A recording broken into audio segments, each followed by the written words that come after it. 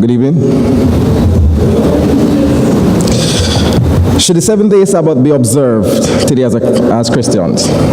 A question that has divided many friends, families, and churches with religious thought. The objective of this presentation is to answer this question through an objective review of both sides of the argument. Before we start, let us establish some common understanding and agreeable facts when we speak about the Sabbath and even the Old Covenant.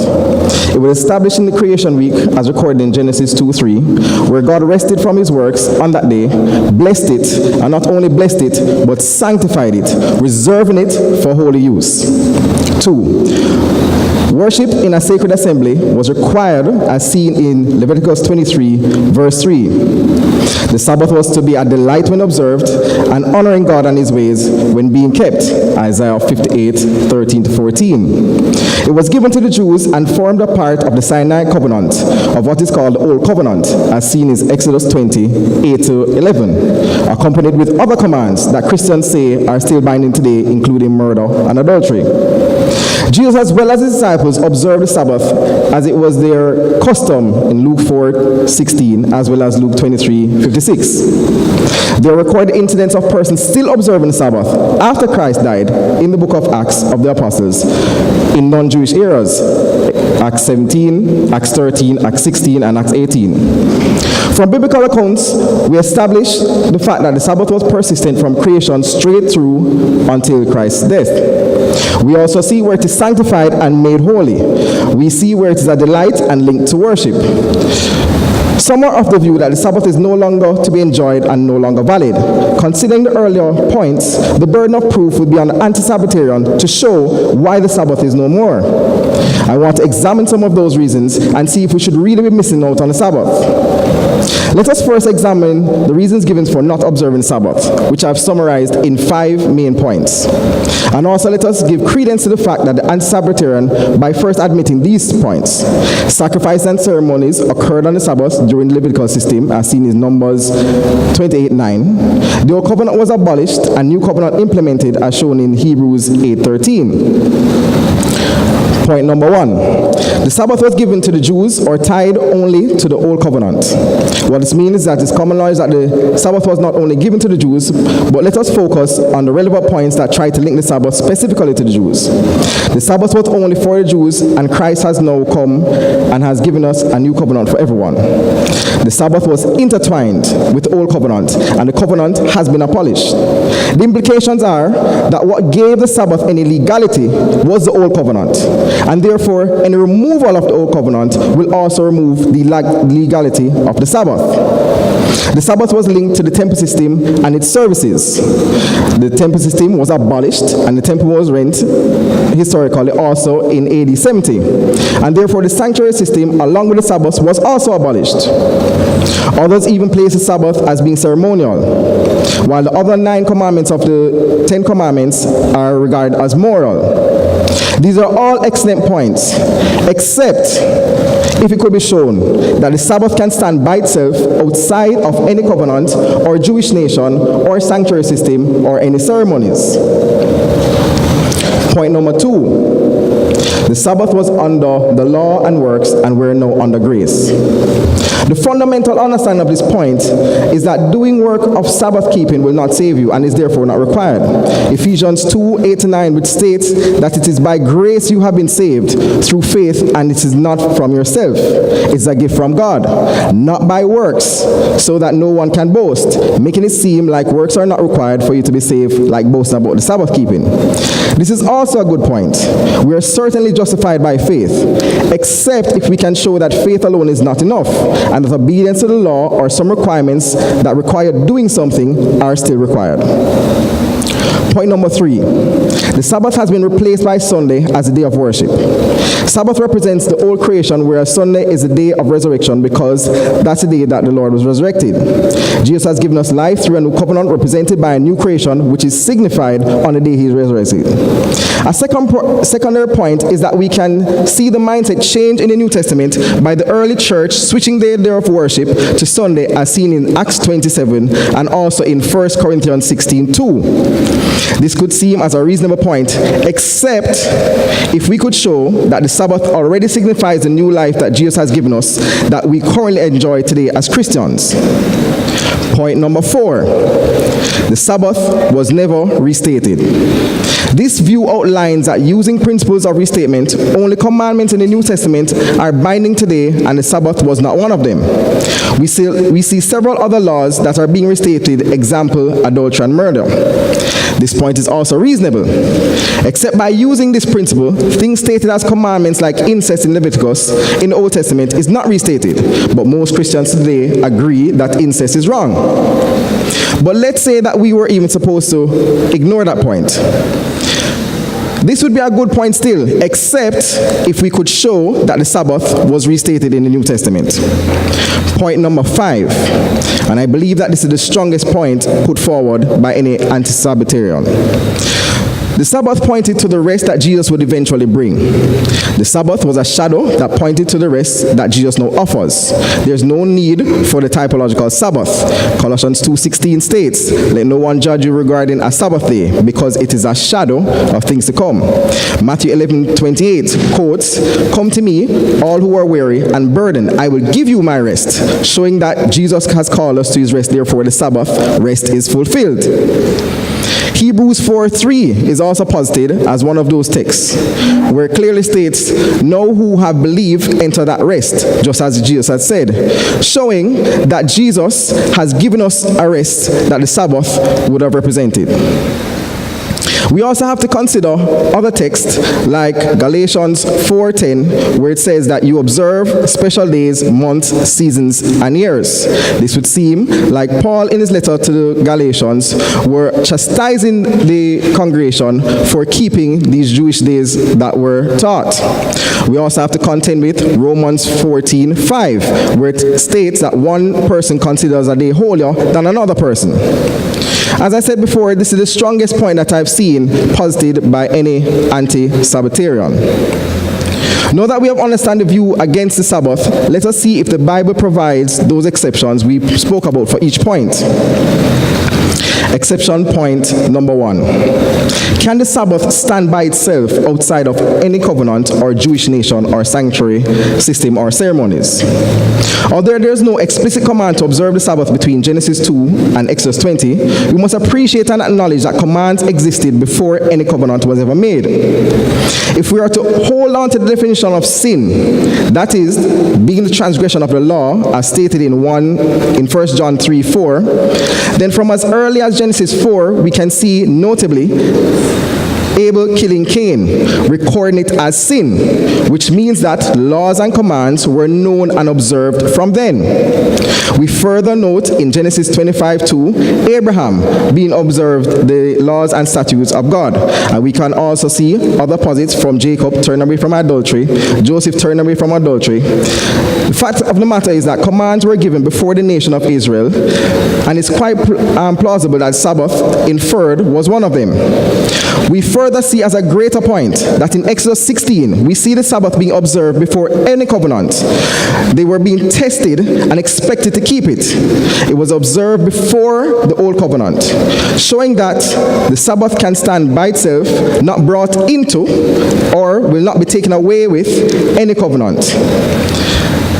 This makes it universal and independent of every covenant that exists. Exception number 2, faith alone is not enough. Do we really require obedience to the law or some sort of action to give us salvation? James 2:14-16 is very clear. It says, faith alone is not enough, and the actions are required. He admonishes in his letter that is because we have faith, we do things in obedience with what Jesus Christ has required.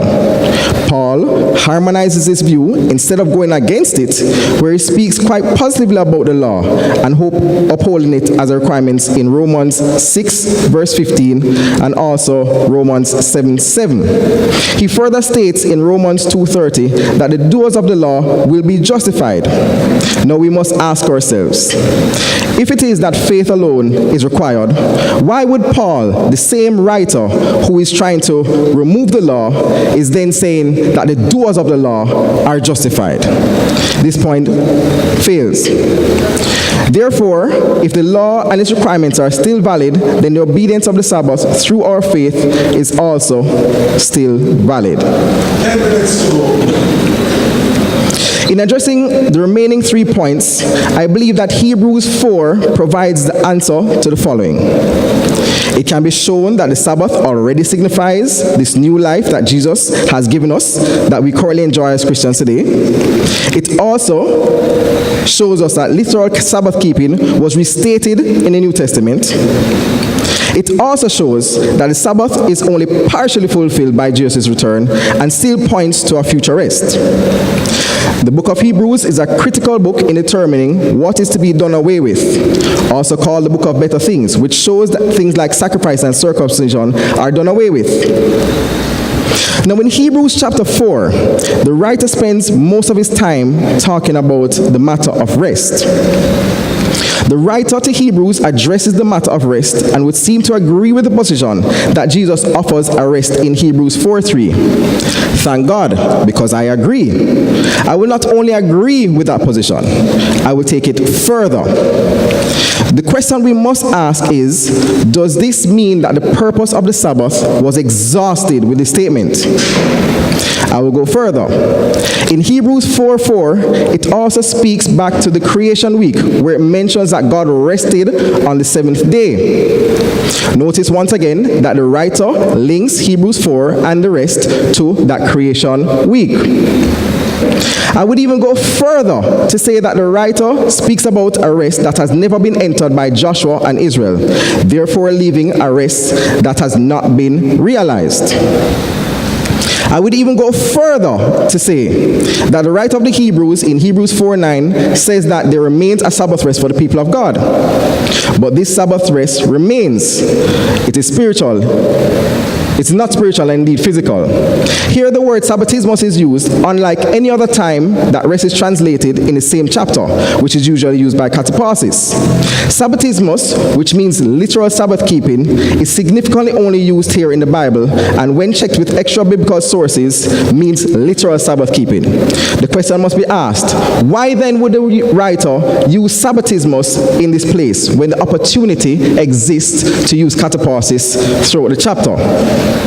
Very simple. The word Sabbatismos was used to show a difference in the meaning of rest and link the physical observance of the Sabbath to the rest of the context of the chapter. The writer of Hebrews continues to connect literal Sabbath keeping with Hebrews 4:10 in the thought and context, showing that Hebrews 4:9 is associated with that pausing from the works just as Jesus did at creation. What makes Hebrews 4 even more interesting is that the passage further continues in verse 11, where it says, "Let us therefore make every effort to enter that rest that no one will perish." How can we strive to enter a rest that we would have already entered? We would be logical and correct to question and ask this. It therefore means that the rest spoken of in verse 11 is a futuristic rest that points to a final rest. Hebrews 4 establishes the weekly Sabbath, the past creation, the current rest we have in Christ, and further, the rest we will experience in the future. But what about those other texts that seem to abolish the Sabbath? Romans 4:5, where it says, "One man considers a day holier than the other.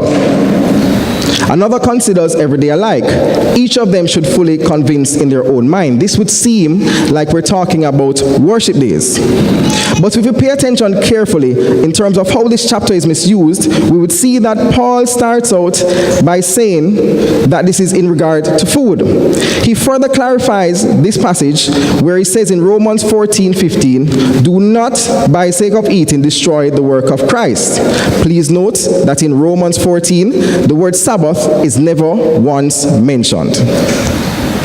Let us consider also the text Galatians 4:10, where it says, Paul seems to denounce God's Sabbath and holidays.